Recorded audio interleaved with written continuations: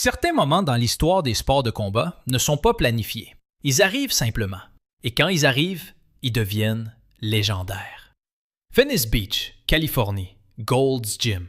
Été 1974, début d'après-midi. La salle de musculation la plus célèbre du monde est remplie des hommes les plus grands, les plus forts et les plus musclés de la planète. C'est la Mecque, le temple de la fonte, là où l'on forge les champions et où l'on teste les égos.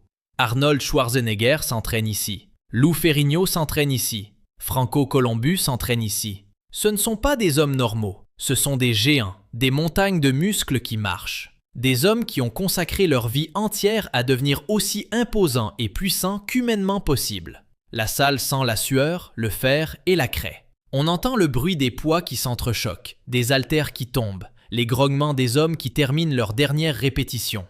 De la musique heavy metal qui sort d'enceintes fixées dans les coins. C'est du sérieux.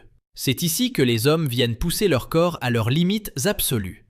Pas de bavardage, pas de conversations anodines, seulement du travail, dur, brutal, implacable. Dans le coin, utilisant un sac de vitesse, se trouve quelqu'un qui ne semble pas à sa place. Il est petit, mince, compact, asiatique, 1m70, 61 kg. Dans une salle pleine d'hommes pesant 113 kg ou plus, il paraît presque fragile. Mais quiconque connaît un tant soit peu les arts martiaux le reconnaît immédiatement. Bruce Lee, l'artiste martial le plus célèbre du monde, actuellement en train de tourner Opération Dragon. Il profite d'une pause dans la chaleur de Hong Kong pour s'entraîner en Californie pendant quelques semaines. Reste affûté, reste prêt. Bruce frappe le sac de vitesse avec une précision rythmique. Ses mains sont un flou. Le sac répond par une percussion régulière. Ratatatatat, un timing parfait, un contrôle parfait. Il n'essaie pas d'impressionner qui que ce soit. Il travaille simplement, entretient ses réflexes, conserve sa vitesse. C'est ce qu'il fait chaque jour sans faillir. La discipline ne s'arrête jamais. La porte d'entrée s'ouvre. La lumière du soleil envahit la pièce. Une silhouette entre et toute la salle semble s'arrêter, car cette silhouette est énorme. 2,1 m, 140 kg, de longs cheveux blonds lui tombant sur les épaules, une moustache en guidon, portant un débardeur moulant qui révèle des bras aussi épais que des poteaux téléphoniques. C'est Terry Bollea, mieux connu sous le nom de Hulk Hogan. 21 ans, déjà en train de faire des vagues dans le catch professionnel, déjà en train de développer le personnage qui fera de lui la plus grande star de l'histoire du catch. Mais en ce moment, en 1974, il est jeune, affamé, plein d'une confiance qui frôle l'arrogance. Hulk marche dans la salle. Les hommes s'écartent, non par peur, par respect pour sa masse pure. Il est le plus grand homme dans une salle pleine de grands hommes. Il le sait. Il se comporte en conséquence. Il se dirige vers les poids libres. Commence à charger une barre pour le développer couché. Des disques, encore des disques. 180 kg. Il s'allonge, il la soulève, 10 répétitions, facilement. Il se redresse, regarde autour de lui, s'assurant que les gens regardent. Certains sont impressionnés, d'autres indifférents. À Gold's Gym, la force est commune, la taille est commune. Il faut plus que soulever lourd pour s'y démarquer. Les yeux de Hulk parcourent la pièce. Il s'arrête sur Bruce, toujours en train de frapper le sac de vitesse. Toujours concentré, ne prêtant attention à personne d'autre. Hulk regarde un instant, puis lance d'une voix forte, tonitruante, impossible à ignorer. « Hé, le petit, c'est mignon, t'as les mains rapides !» Bruce ne s'arrête pas de frapper le sac. Il ne réagit pas. Continue simplement de travailler. Ratatatat. Le rythme ne se brise jamais. Hulk se lève, s'approche. Il n'a pas l'habitude d'être ignoré, surtout par quelqu'un 2 fois plus petit que lui. Il entre dans le champ de vision périphérique de Bruce, s'impose dans l'espace. « Je te parle, mec. T'es Bruce Lee, pas vrai? Le gars du kung-fu. » Bruce arrête le sac de vitesse, se retourne, regarde vers le haut et encore plus haut. Hulk le domine de toute sa hauteur. La différence de taille est presque comique. Bruce a l'air calme, imperturbable. Il s'essuie les mains sur une serviette accrochée au support du sac. « Oui, je suis Bruce. Et vous êtes ?» Hulk sourit largement, tend une main massive. Bruce la serre. La main de Hulk engloutit complètement celle de Bruce. Hulk serre. Il teste pour voir si Bruce va grimacer. L'expression de Bruce ne change pas. Il serre en retour. Pas pour rivaliser, juste pour répondre. Hulk sent la pression. La poigne est forte, plus forte que ce à quoi il s'attendait venant de mains si petites. Il relâche. Je m'appelle Terry, mais les gens m'appellent Hulk. Je suis catcheur. Je vais devenir champion un jour. La plus grande star du business. Bruce hoche poliment la tête. Bonne chance pour ça. Hulk rit, regarde autour de lui, s'assurant que les autres écoutent. Tu sais, Bruce, je respecte ce que tu fais. Les arts martiaux, toute cette discipline et tout, mais soyons réalistes. Dans un vrai combat, la taille compte. Je fais 140 kilos de muscles purs. Toi, quoi? 60 kilos? Je n'aurais qu'à t'attraper et ce serait fini. Sans vouloir t'offenser. La salle est devenue plus calme. Les hommes font semblant de s'entraîner, mais tout le monde écoute. C'est intéressant. Hulk Hogan, Bruce Lee, la taille contre la technique. Le débat éternel sur le point de se jouer en temps réel. Arnold regarde depuis l'autre bout de la salle. Lou Ferrigno a arrêté sa série. Ça pourrait être bon? L'expression de Bruce ne change pas. Il n'est pas offensé. Il a entendu ça 1000 fois. De la part de 1000 grands hommes qui croient que leur taille les rend invincibles. Il pourrait partir, ignorer la remarque. Mais il y a une opportunité ici. Un moment pédagogique. Pas seulement pour Hulk, mais pour tous ceux qui regardent. Tu crois? Demande Bruce calmement. Hulk hoche la tête, confiant. J'en suis sûr, mec. C'est juste de la physique. La masse multipliée par la vitesse égale la force. J'ai la masse.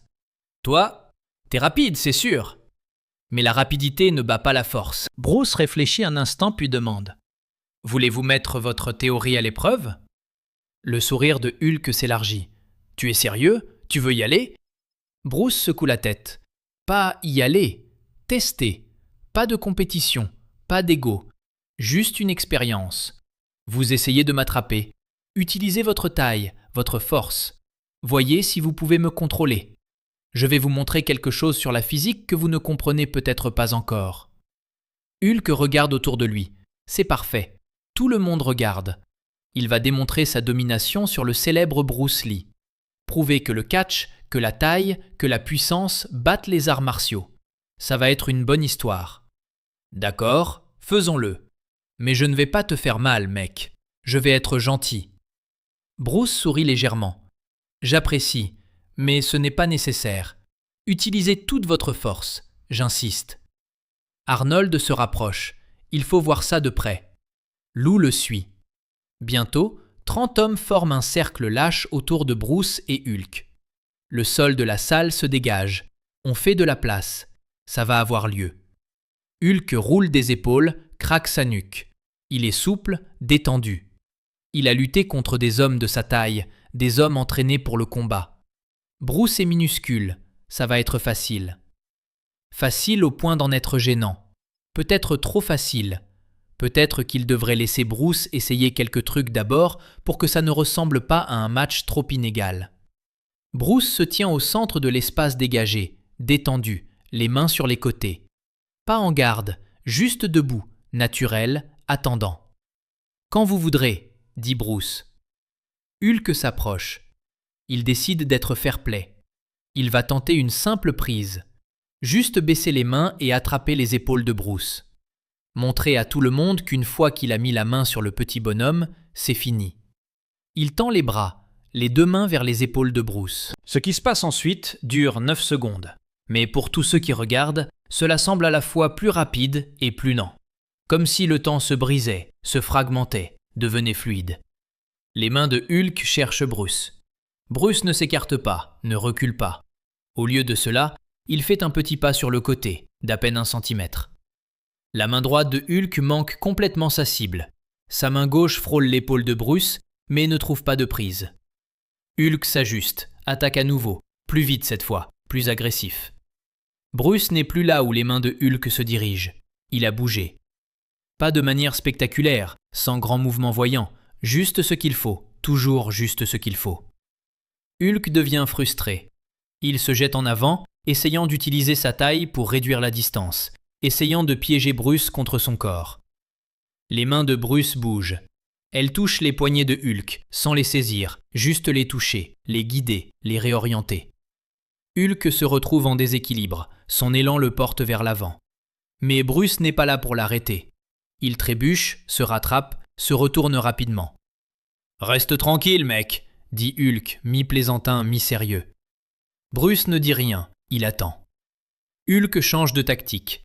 Il se précipite en avant, les bras écartés, prévoyant d'enlacer Bruce dans une prise d'ours.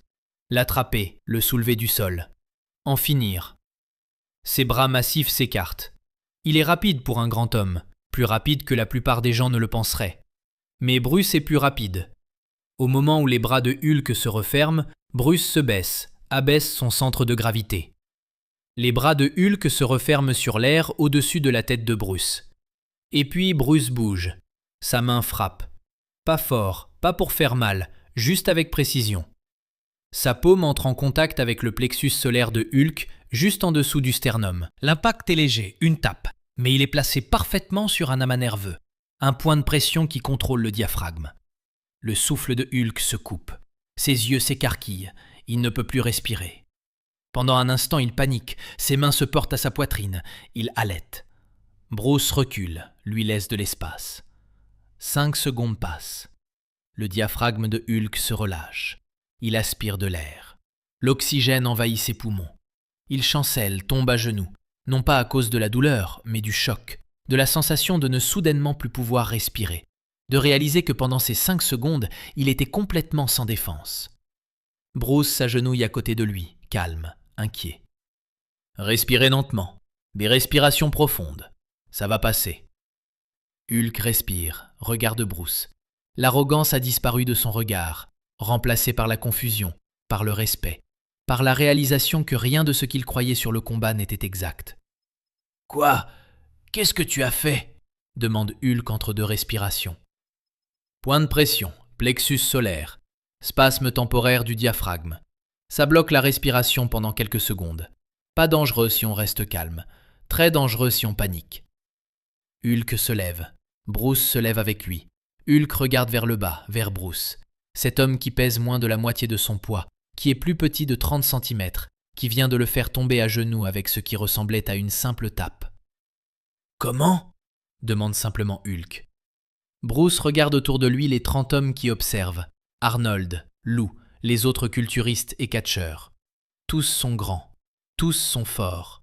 Tous sont en train d'assimiler ce qu'ils viennent de voir. « Vous avez dit que la masse multipliée par la vitesse égale la force ?» commence Bruce. « C'est exact. Mais il y a une autre équation. Une force appliquée au bon endroit égale le contrôle. Je n'ai pas besoin d'être plus fort que vous. Je n'ai pas besoin d'être plus grand que vous. J'ai seulement besoin de comprendre la structure, comprendre l'équilibre, comprendre où le corps est vulnérable. » Il désigne Hulk du geste. « Vous êtes très fort, vos muscles sont impressionnants. Vous pourriez me soulever au-dessus de votre tête facilement. Mais la force n'est utile que si vous pouvez l'appliquer. Je ne vous ai pas laissé l'appliquer. J'ai contrôlé la distance, contrôlé les angles. Quand vous avez engagé votre force dans une direction, j'ai bougé. Quand vous vous êtes trop avancé, j'ai utilisé votre élan contre vous. Et quand j'ai eu une ouverture, j'ai frappé une seule petite cible, votre diaphragme. Pas pour vous endommager, juste pour vous montrer que la taille n'est pas une armure. » Hulk écoute. Il écoute vraiment. Sa fierté est blessée, mais son esprit est ouvert. Il est venu ici en pensant comprendre le combat parce qu'il comprend le catch, parce qu'il comprend la puissance. Mais Bruce vient de lui montrer qu'il existe des niveaux qu'il n'avait jamais envisagés, des dimensions du combat qu'il n'avait jamais explorées. « Tu pourrais m'apprendre ?» demande Hulk à voix basse. Bruce sourit. « Tout le monde peut apprendre, mais il faut de l'humilité. Cela demande d'accepter que tout ce que vous croyez savoir pourrait être faux. En êtes-vous capable ?» Hulk réfléchit, puis hoche lentement la tête. « Oui, je peux faire ça. Est-ce que tu m'entraîneras ?» Bruce réfléchit.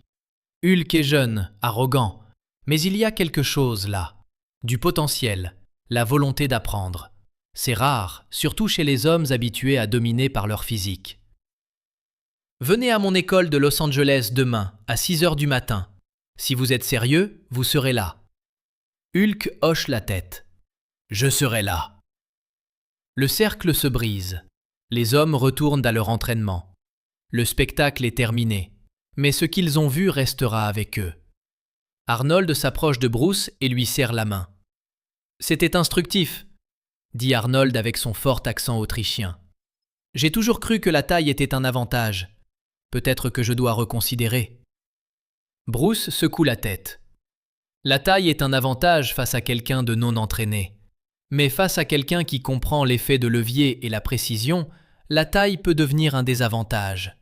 Une cible plus grande, plus de masse à déplacer, plus d'élan à rediriger. Tout a des forces, tout a des faiblesses. Arnold hoche la tête en pleine réflexion. « Vous me donnez envie d'étudier les arts martiaux. »« Vous devriez, » dit Bruce. « Pas pour vous battre, mais pour comprendre votre corps différemment. La musculation vous donne de la taille. Les arts martiaux vous donnent le contrôle. Ensemble, ce serait redoutable. » Arnold sourit. « Peut-être que je le ferai. » Bruce retourne au sac de vitesse et recommence à le frapper. Ratatatat! Le rythme reprend. La salle retrouve son calme. Mais quelque chose a changé. Les hommes ici, les hommes les plus forts du monde, viennent de se faire montrer que la force n'est pas tout. Qu'il existe des dimensions de la puissance qu'ils n'avaient jamais envisagées. Qu'un homme d'1,70 m et 61 kg peut contrôler un géant de 2,1 m et 136 kg. Non pas par magie, non pas par des astuces, mais par la connaissance, la précision, des décennies d'études disciplinées. Hulk Hogan se tient près du mur, regardant Bruce travailler. Sa poitrine lui semble encore étrange après le coup. Son ego est meurtri. Mais autre chose se produit. Une porte s'ouvre dans son esprit. La réalisation que tout ce qu'il croyait savoir sur le combat, la force et la domination, était incomplet. Il a passé des années à construire son corps en cette machine massive et puissante. Mais Bruce vient de lui montrer que cette machine ne sert à rien si elle ne peut pas se connecter, appliquer sa force, s'adapter à un adversaire qui en sait plus. Il sera là demain à 6 heures du matin, à l'école de Bruce. Il s'entraînera, il apprendra. Et des années plus tard, quand il deviendra la plus grande star de l'histoire du catch, quand il sera la tête d'affiche de WrestleMania et un nom connu de tous, il racontera aux journalistes cette journée à Gold's Gym où Bruce Lee l'a fait tout remettre en question. Le jour où un homme 2 fois plus petit que lui a appris que la taille n'est pas le pouvoir. Le savoir est le pouvoir. Le contrôle est le pouvoir. La compréhension est le pouvoir. L'histoire se répand en quelques jours. Tout le monde dans le monde de la musculation et du catch connaît Bruce Lee contre Hulk Hogan. 9 secondes, une frappe, une leçon. Le géant mis à genoux par le maître. Non par la violence, non par l'ego, par l'enseignement, par la démonstration, en montrant que les arts martiaux, les vrais arts martiaux, ne consistent pas à se battre. Ils consistent à comprendre le corps humain si complètement que l'on peut le contrôler avec une force minimale appliquée au bon endroit, au bon moment. Gold's Gym devient un lieu de pèlerinage. Les hommes viennent dans l'espoir de voir Bruce, d'apprendre de lui, d'espérer que, peut-être, il leur montrera ce qu'il a montré à Hulk. Certains en auront l'occasion. La plupart, non. Bruce est sélectif. Il enseigne à ceux qui sont prêts. À ceux qui peuvent mettre de côté leur ego. À ceux qui comprennent qu'apprendre exige d'admettre que l'on ne sait pas. Hulk Hogan se présente le lendemain matin, 6 heures, à l'école de Bruce à Los Angeles. Il s'entraîne pendant 3 mois. Il apprend les bases. Il apprend que le catch et les arts martiaux sont 2 langages différents. Tous 2 valides, tous 2 efficaces, mais différents. Il apprend à contrôler sa respiration, à utiliser moins de force pour plus d'effet, à comprendre la structure et l'équilibre. Et quand il retourne au catch, il est différent. Plus efficace, plus contrôlé, plus dangereux. Non pas parce qu'il est plus fort, mais parce qu'il est plus intelligent. Des années plus tard, lors d'une interview, on demande à Hulk quel a été son adversaire le plus coriace. Il sourit. Bruce Lee, 1974. Gold's Gym, 9 secondes. Il m'a fait réaliser que je ne connaissais rien au vrai combat. Ça a changé toute ma perspective. La meilleure leçon que j'ai jamais reçue. L'intervieweur demande « Il vous a fait mal ?» Hulk secoue la tête. « Non, c'est bien là le truc. Il aurait pu facilement, mais il ne l'a pas fait. Il m'a juste montré. Ça, c'est un vrai maître. Il n'a rien à prouver. Il vous montre la vérité et vous laisse décider quoi en faire. » Et c'est ainsi que la légende perdure. Non pas comme un combat, non pas comme une victoire, mais comme une leçon. Le jour où l'un des plus grands hommes du monde a appris que la taille ne signifie rien face à quelqu'un qui comprend véritablement le combat.